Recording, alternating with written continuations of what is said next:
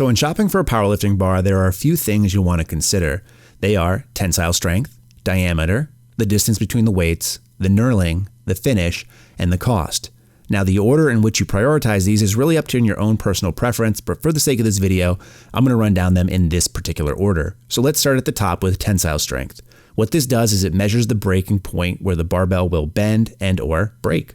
Now, this is usually measured in PSI or pounds per square inch, and for the most part, as long as the bar that you're looking at is at least 190K, there shouldn't be an issue. So this isn't really something that would really make or break, no pun intended, what bar you choose as long as it's at least 190K. Now I say that because when bars come in under this or don't list what the tensile strength is and instead gives you an overall weight capacity, it's usually an indication of poor steel and you're more apt to bend or break the bar under heavier loads or under certain movements. So obviously we don't want our bars to break, so look for ones that are at least 190K. For diameter, the bar should be 20.5 millimeters or 29 millimeters, with 29 millimeters being preferred.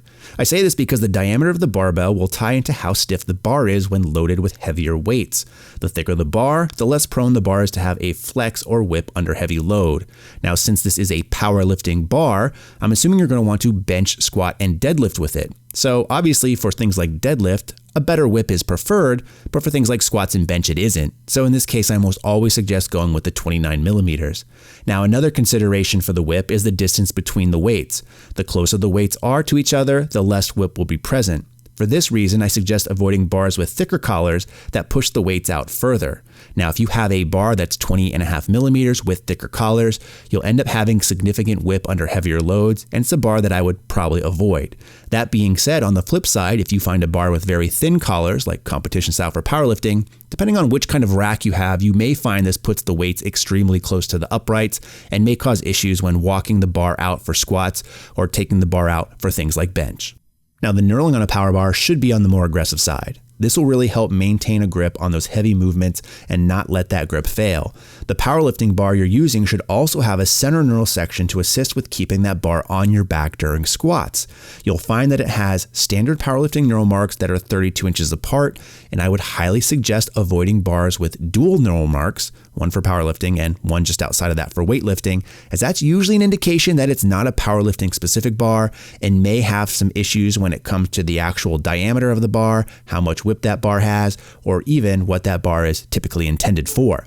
Now, when it comes to the knurling itself, there are a couple options here, with the most popular being volcano or mountain. Again, both can be somewhat aggressive, whereas a mountain knurl tends to be more sharp. A volcano knurl tends to have more contact points and thus feels much more grippy. Speaking of personal preference, let's talk about the finish on your barbell. For the most part, I would suggest staying away from ones that add a layer of coating on the bar like zinc, chrome, or Cerakote. This extra layer of coating, while it might look nice initially, will fill in the knurling and can dull the feel of the bar.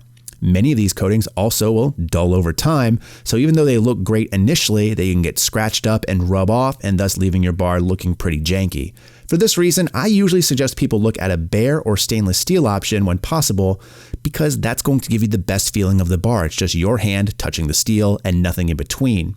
Just note, a bare steel bar will require more upkeep, and while a stainless steel bar is the most resistant to oxidation, it also tends to be the most expensive finish that you can buy. Which is a great segue to our last section on cost, and that's going to, again, largely depend on your own budget, the manufacturer you'd like to go with, and some of the points listed above. Generally speaking, a good power bar will likely run in the $300 range, but there are definitely some more affordable options out there, or even more premium options if you want to spend money on an IPF approved bar.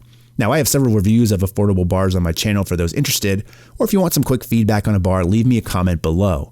But in the meantime, I hope this video was helpful in helping you determine which bar you should get, especially if you're looking for a power bar. And as always, thanks for watching and stay big.